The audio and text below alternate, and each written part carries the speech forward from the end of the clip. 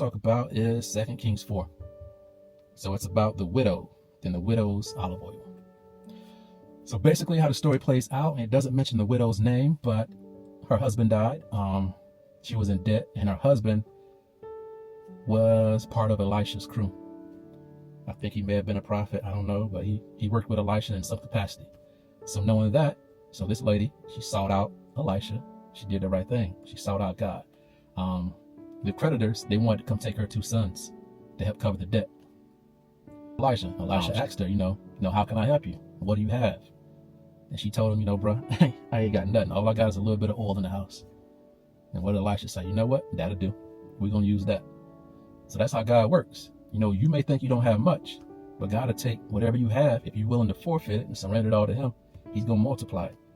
So not only is that going to lead to a blessing for you, it's going to lead to a blessing for others. So as this story plays out, you knew it had to have been from God, because God always gives these weird instructions.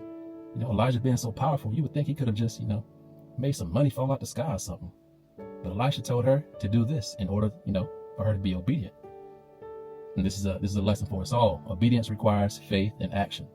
You got to move on it, even when it's weird and strange. Like me shooting this video, I don't want to do this, but I got to be obedient because I don't want to feel God's wrath. So Elisha told her, you know what? Take that little bit of oil. What I want you to do is go out to your neighbors and ask them for some empty jars. Get as many empty jars as you can get. Okay, it was a little strange to me. Again, won't you just, because let me go back. So the intent, she didn't have any money. The intent was to, go out and get some more oil so she can sell it to get some money to pay these creditors off. So I'm like, Elijah, why don't you just give her more oil? Just give her money. But anyway, so she's obedient. She goes out and asks for jars. It doesn't mention how many she gets, but it sounds like it may have been a lot. And this is where God showed up. But she had to be faithful. She had to be obedient.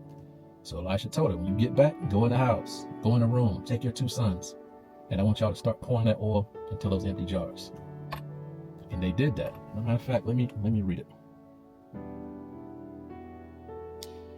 So she left him. And this is 2 Kings 4, verse 5.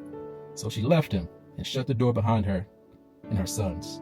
They brought the jars to her, and she kept pouring. When all the jars were full, she said to her son, bring me another one. But he replied, there is not a jar left. Then the oil stopped flowing. She went and told the man of God, and he said, go sell the oil and pay your debts. You and your sons can live on what is left. So major point there.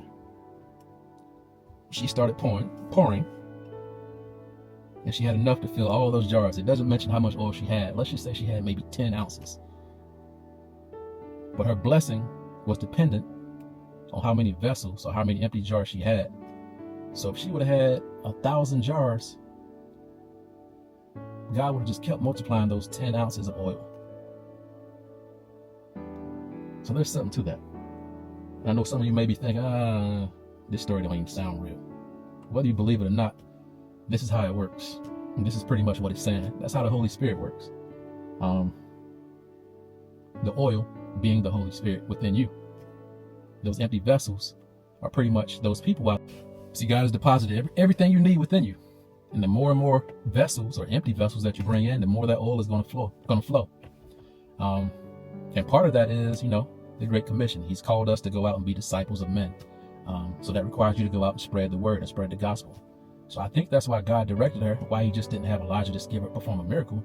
He wanted her to go out and not only deliver her kids, but to go out and spread the word, deliver others.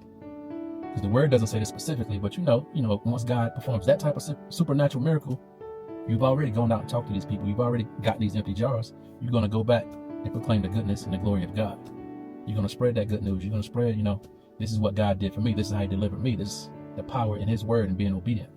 And that's what he wants us to do. Well, that's how he wants us to move. In faithfulness, in action, in truth, in humility. And whatever directive he gives us, how crazy it may seem, we got to be obedient and do it. We can't do it.